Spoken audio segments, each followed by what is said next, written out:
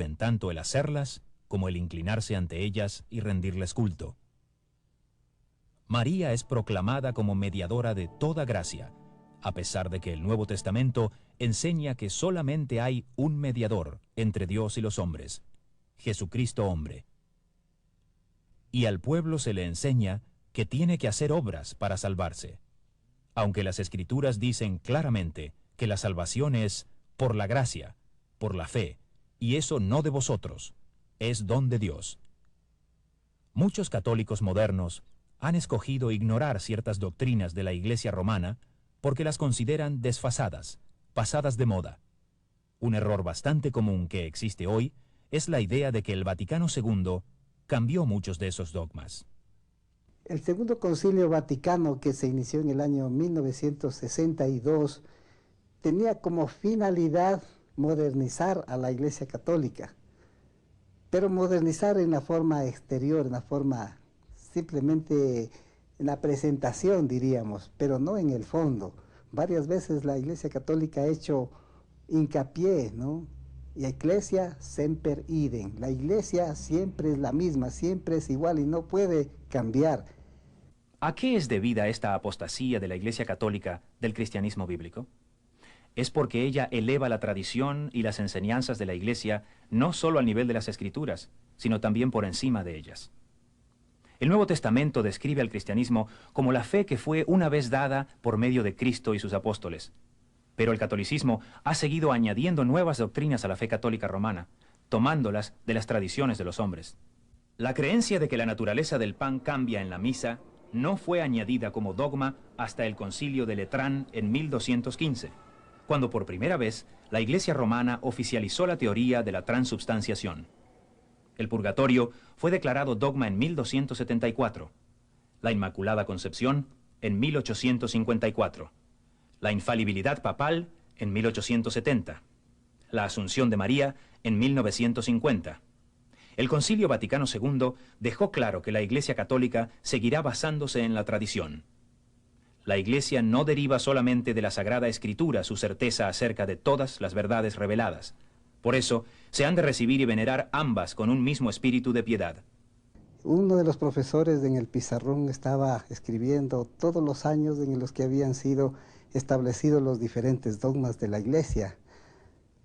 Y al final, luego que estuvo todo escrito, dijo, bueno, ¿qué sería de la Iglesia Católica si tuviéramos que anular todos estos dogmas? Y él mismo razonando dijo, yo creo que quedaríamos en nada. Entonces, ese fue el primer impacto en mi vida. Y de ahí comenzaron grandes preguntas, como por ejemplo, ¿por qué Jesucristo no habrá predicado el Evangelio completo y dejó la tarea a la Iglesia para que establezca dogmas y nuevas doctrinas? Es el error de poner la Iglesia sobre Cristo, el poner la Iglesia sobre la Escritura. Y entonces se viene a caer en el autoritarismo dogmático de la Iglesia, con lo cual se tiraniza al pueblo sencillo. Ese conflicto entre la Escritura y la tradición estaba en el centro de la Reforma durante la Edad Media.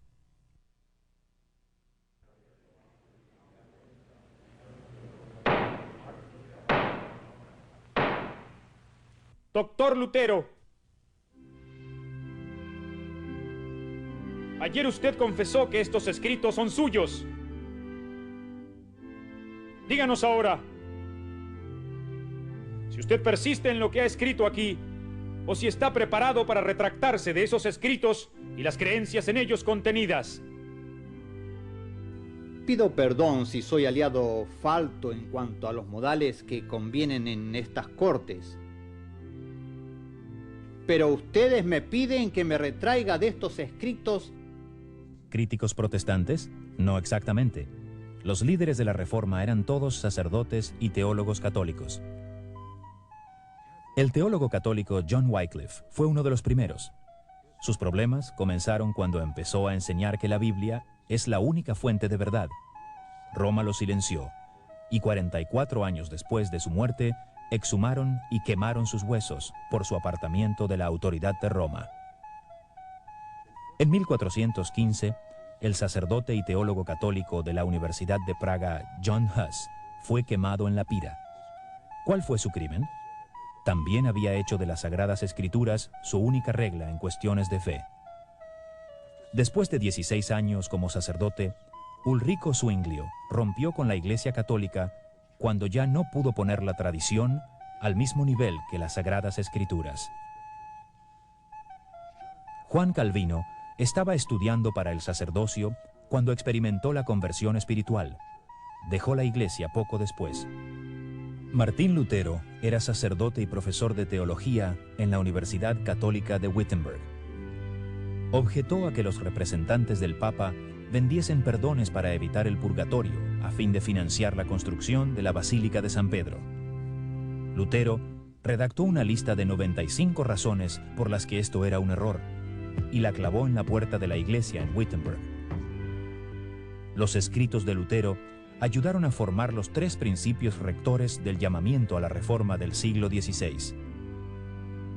La Biblia es la única fuente de verdad para la salvación. El hombre es salvado por Dios mediante la sola fe. Cada creyente tiene acceso directo a Dios solo por medio de Jesucristo. Cuando le ordenaron que se retractase, Lutero respondió: «Mi conciencia es cautiva de la palabra de Dios». Escapó vivo por muy poco.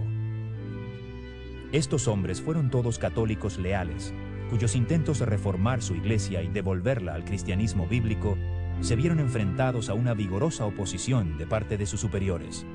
Este es un antiguo problema. Un día, mientras andaba por un trigal en día de sábado, el Señor Jesús tuvo también un choque acerca de la tradición con los líderes judíos de su tiempo. Sus discípulos estaban recogiendo espigas de trigo y comiéndolas. Además, cuando comían su pan, no se lavaban ceremonialmente las manos, según las enseñanzas de los rabís. En el capítulo 7 del Evangelio de Marcos leemos que los fariseos y los escribas preguntaron a Jesús: ¿por qué no andan tus discípulos conforme a la tradición de los ancianos? Jesús no se arredró, reprendió a los líderes judíos por elevar las enseñanzas de los rabís al mismo nivel que la palabra sagrada de Dios.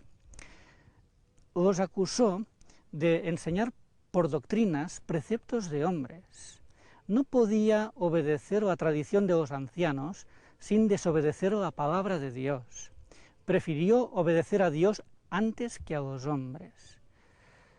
En la actualidad, muchos católicos están tomando esta misma decisión.